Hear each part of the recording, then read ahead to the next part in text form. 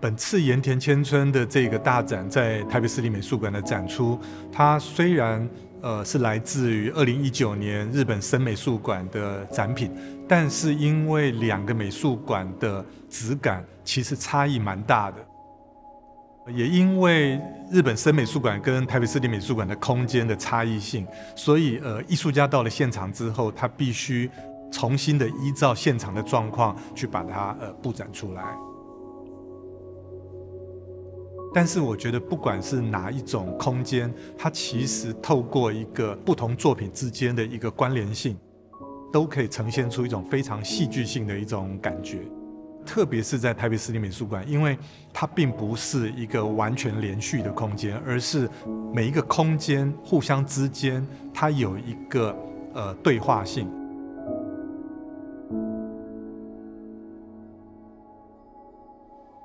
森美術館での展覧会の時もその展覧会の話が来た次の日に検査があって自分ががんになったことが分かったんですけども、そこで自分ががんになってしまったとかコロナだからこれができないっていうのではなくて、反対にこれはもう試練なんだと思ってこれを乗り越えなければいけないんだと思いながらなんかやっていく方がいいんだろうなと思って、そういうふうな、なんか生き方をしたいなって思いながら。森の展覧会の準備期間っていうのが抗がん剤治療をしていて、髪の毛が抜けたりってあったんですけども、どうにもならない自分の気持ちっていうのがどんどん置いてきぼりにされるような気がしたんですね。いろいろ考えている時にだから人が死んだら魂はどこに行くのかな、どうなるのかなっていうことがものすごい今回の作品のテーマになってきましたね。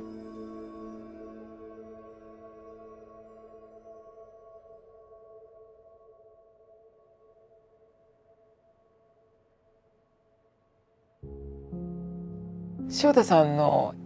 彼女の仕事は非常にそのパーソナルな個人的な体験が元になって表現が始まってるんですけれども、果たして彼女が自分のことだけを中心に見ているかというとそうではなくて、むしろ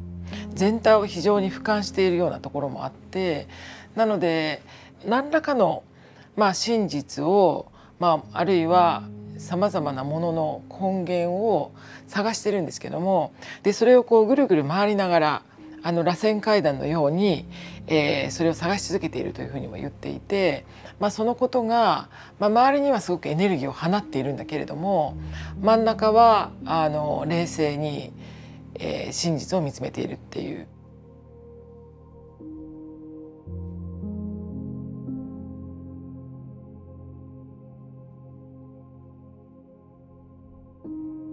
糸を使うのはよくその記憶を紡ぐ仕事だと思っていて、で私は新しい素材ではなくてその誰かが使っていた、カバンであったり、靴であったり、鍵もそうなんですけども、誰かが着ていた洋服であったり、その誰かが持っていたものの記憶をたどりながら糸で編んだり紐でつないだり赤い紐で吊るしたりっていう仕事をしていて、特に自分の病気のこともあったし、そこに焦点を当ててなんか糸で編みながらそこをつなぐっていうか、自分の存在と宇宙をつなぐっていうか、生きてることと死んでいって死んだ後のこともつないでいくような世界ができればいいなって思ってやってました。赤い糸は人の体の中の、血管、毛細血管なんかを想像させるんですけども、黒い糸は、果てしない続く、宇宙のような、でもその赤い糸と、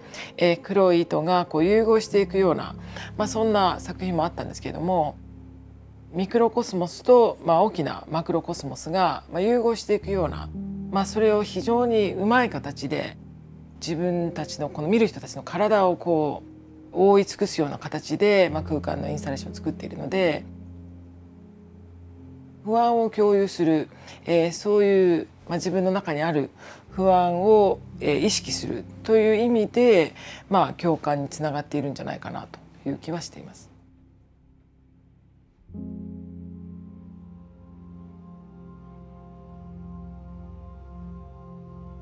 私の両親が高知県出身で、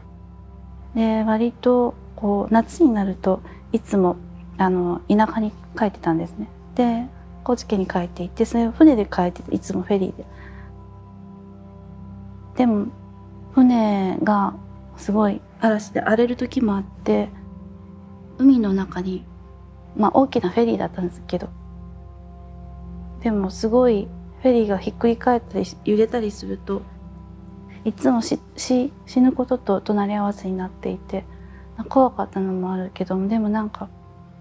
その船を使った旅っていうのは本当にちっちゃい時からすごい楽しかったのと、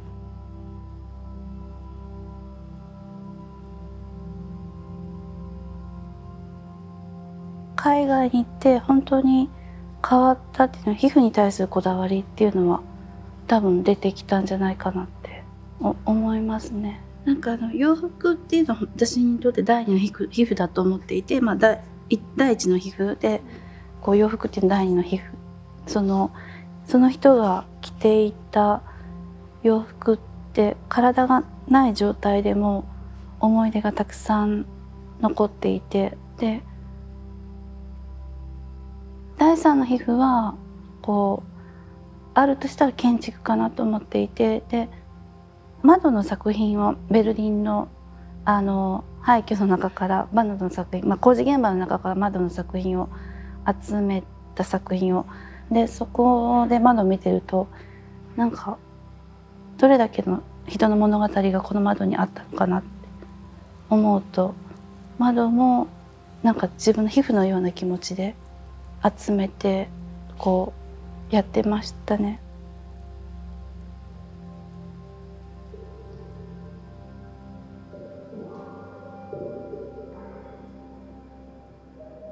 泥を使ってバスルームっていう作品を作ったんですけども、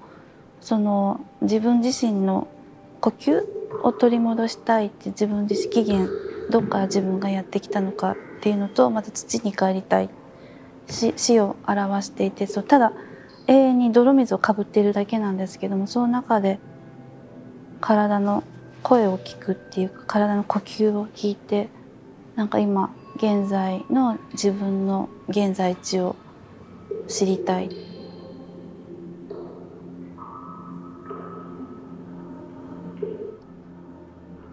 同じぐらいの時期に作ったのが泥のドレスにシャワーがザーッとかかってる作品も皮膚からの記憶っていう作品なんですけど、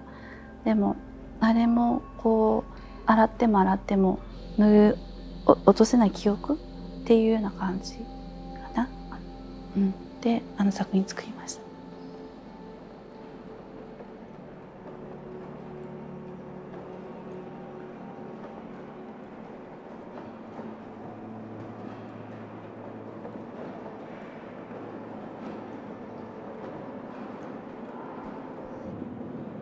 旅行することもすごく多いんですね。だから必要なものをスーツケースの中に入れて、でそれを持ってまた違う町に、違う都市に、違う国に行って、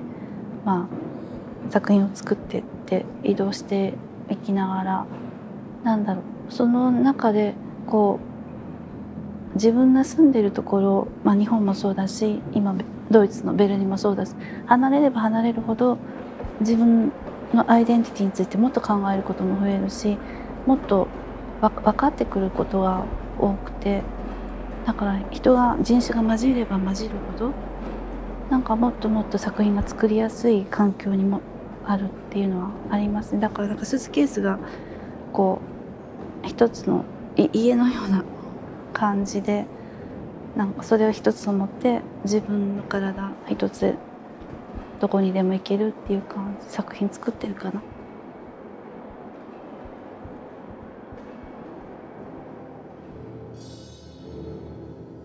在展览的最后一个展间，是他曾经参与过的9个剧场作品的一个舞台设计。一方面我们可以认识到岩田千春他非常强烈的个人风格，可是另外一方面，我们透过剧场导演跟文本表演者互相之间的合作的关系，去把原本一个单一的剧本的创作，将它发挥到一个更深刻的一个层次。でそこになんかその人のいる気配とか誰かが使った、衣服やスーツケースや窓、そこからその気配を感じるというのが美術作品としての千代田千春の作品なんですけども、この舞台美術になるとそこに実際に人が登場して人の存在がそこに見えてきて、千代田さんは結構楽しんでいて、自分だけが何かをこうコントロールするということではなくて、さまざまな考え方がこう融合する形の中で自分の作品がどう生きていくのかっていうのを大変楽しんでいるようなんですけれども、なかなかなんでしょう、よく彼女を、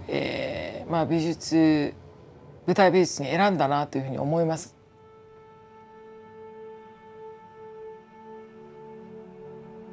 今回ね、自分のそうです、娘と同じぐらいの年の子年の子たちに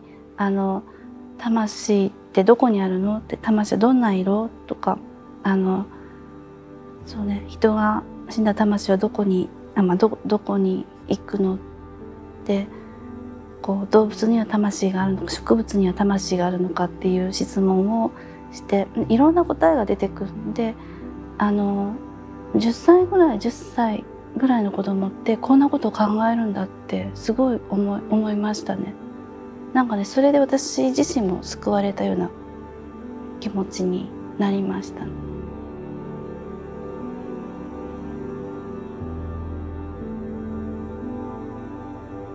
本次的展览，其实我们可以看到艺术家他一个非常具有脉络性的过程，不管是从他5岁的时候画的儿童画，或者是他在日本学习时候画的油画，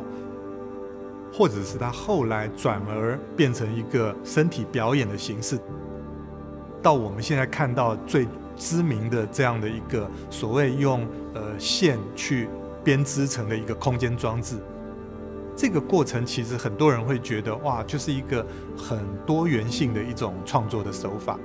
可是从艺术家自己来说，也代表了他对于创作这件事情的一个不同发展阶段的历程，包括他儿童时期的生命经验的记忆，包括他对他自己身体的感受啊，包括他自己生病的经验等等的，所以他慢慢的去发展出一套完全不同于他之前的一种艺术创作的一种方向。彼女はその自分の中のこの作品、もしくは制作に向けた情念というか、ものすごく強い意志を持っていて、それによって彼女は生かされているような、もう展覧会がないと死んじゃうんです私って言ってるんですけど、展覧会を続けてやっていくことが、自分自身が生きていることの証なので。